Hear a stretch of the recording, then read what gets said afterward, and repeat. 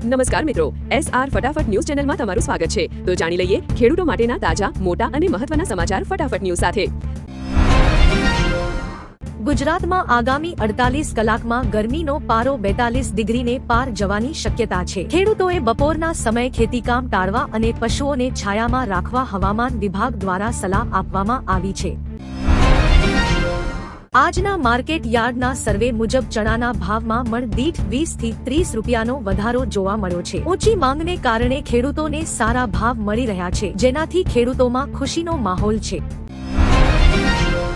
મહુવા અને ગોંડલ માર્કેટ યાર્ડમાં લાલ ડુંગળીની આવક ઘટી છે, જેના કારણે ભાવમાં પ્રતિ મણ 50 રૂપિયા સુધીનો વધારો નોંધાયો છે। નિકાસમાં છૂટછાટ મળતા વેપારીઓ પણ સક્રિય થયા છે।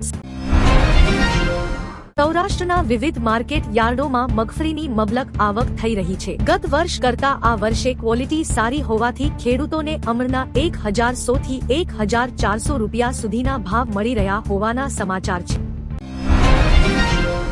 આંતરરાષ્ટ્રીય બજારમાં રૂના ભાવ સ્થિર રહેતા ગુજરાતના માર્કેટમાં પણ કપાસના ભાવમાં ખાસ ફેરફાર થયો નથી। હાલમાં સરેરાશ ભાવ 1450 થી 1100 રૂપિયાની આસપાસ ચાલી રહ્યા છે।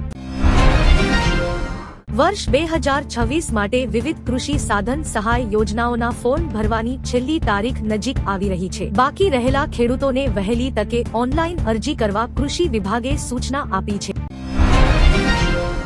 અંબાલાલ પટેલની આગાહી મુજબ મે મહિનાના પ્રથમ અઠવાડિયામાં ઉત્તર ગુજરાતના કેટલાક વિસ્તારોમાં છૂટાછવાયા વરસાદી ઝાપટા પડી શકે છે। ખેડૂતોને તૈયાર પાક સુરક્ષિત જગ્યાએ ખસેડવા માટે જણાવાયું છે। રાજ્ય સરકાર દ્વારા પ્રાકૃતિક ખેતી કરતા ખેડૂતોને જૈવિક જંતુનાશકો ખરીદવા માટે 50% સબસિડી આપવાની નવી યોજના અમલમાં મૂકવામાં આવી છે, જેનો લાભ આગામી ચોમાસાથી મળશે।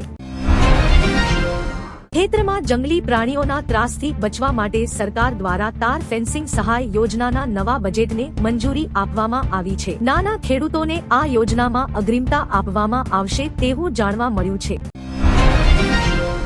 ઉનાળુ પાક માટે નર્મદા કેનાલ દ્વારા પૂરતા પ્રમાણમાં પાણી છોડવામાં આવી રહ્યું છે। ભાલ અને ઉત્તર ગુજરાતના ખેડૂતોને પિયત માટે પૂરતું પાણી મળતા પાકની સ્થિતિ ઘણી સારી જોવા મળી રહી છે। વિદેશી બજારમાં માંગ ઘટતા ઊંઝા માર્કેટ યાર્ડમાં જીરાના ભાવમાં મણ દીઠ 100 થી 150 રૂપિયાનો સામાન્ય ઘટાડો જોવા મળ્યો છે। સ્ટોકિસ્ટો હાલમાં માલ પકડીને બેઠા હોવાના અહેવાલ છે।